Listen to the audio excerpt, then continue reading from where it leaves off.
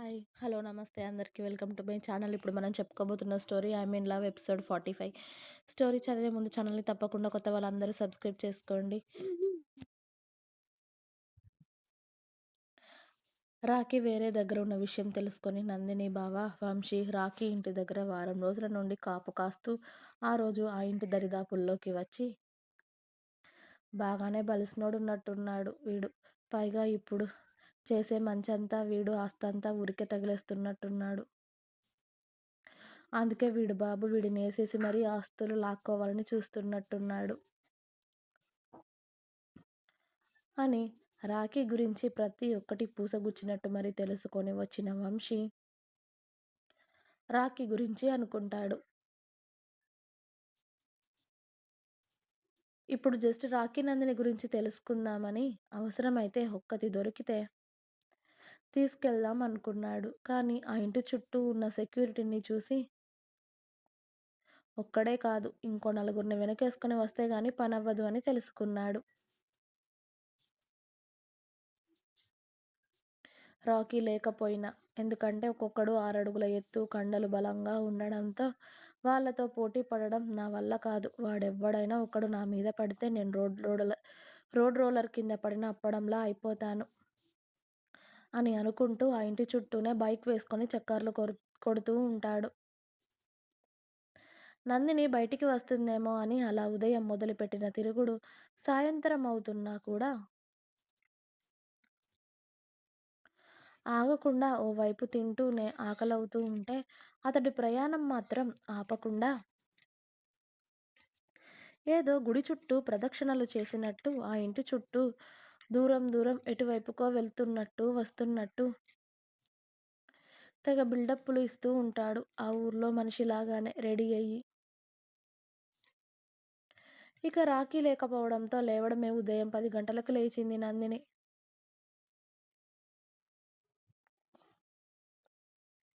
ఎందుకంటే రాత్రి ఉదయం తెల్లారే వరకు ఆమెను వదలకుండా ప్రేమ యుద్ధం చేసిన రాఖీని తిట్టుకుంటూ ఒళ్ళు నొప్పులు ఫుల్లుగా వస్తూ ఉంటే అప్పుడే బెడ్ మీద నుండి లేచి నందిని ఫ్రెష్ అవ్వడానికి వాష్రూమ్లోకి వెళ్ళి వేడి వేడి నీళ్లతో స్నానం పూర్తి చేసుకొని వచ్చి రాఖీ రాత్రి వస్తే మళ్ళీ ఒంటి మీద చీర లేదు అంటాడు అని చెప్పి అతడికి చీరలంటే ఇష్టం కాబట్టి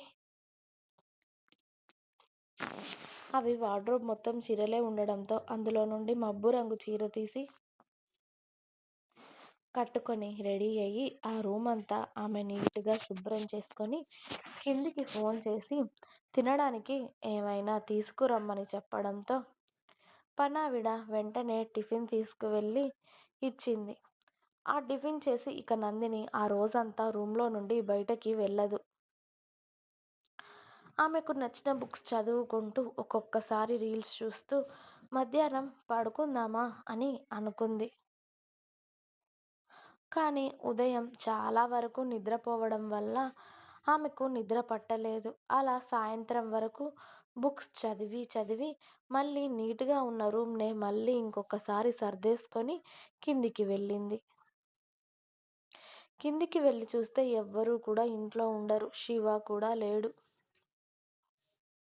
అందరూ ఎమ్మెల్యే గారి ఇంటికి వెళ్ళారు అని అనుకొని తనే కాఫీ పెట్టుకొని బయటికి వెళ్దాం అనుకుంది.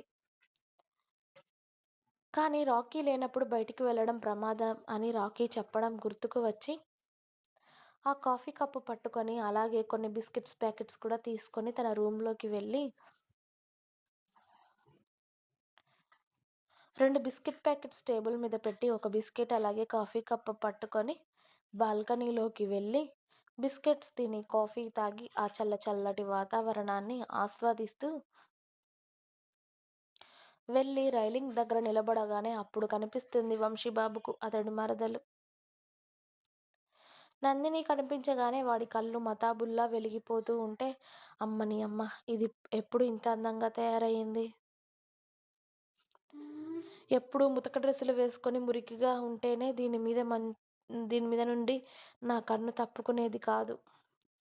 అలాంటిది ఇక్కడికొచ్చాక ఎంత అందంగా తయారైంది. పైగా దాని ఆ ఒంటికి ఆ చీర భలేగా ఉంది కదా అని అనుకుంటాడు వంశీ. వాడి మనసులో ఆమె చీర కొంగు వన్ స్టెప్ వేయడంతో చల్లటి వాతావరణానికి చల్లగా గాలి వేస్తూ ఉంటే ఆ కొంగు కూడా ఎగురుతూ దేవకన్యలా కనిపిస్తూ ఉంటుంది నందిని. ఇంకా ఉంది. మీకు నా స్టోరీస్ నచ్చినట్టయితే ప్లీజ్ లైక్ చేయండి, షేర్ చేయండి. అలాగే ఛానల్‌ని తప్పకుండా కొత్త వాళ్ళందరూ సబ్స్క్రైబ్ చేయండి. Please subscribe my channel. Thanks for watching my video. By by. Please like, share and subscribe.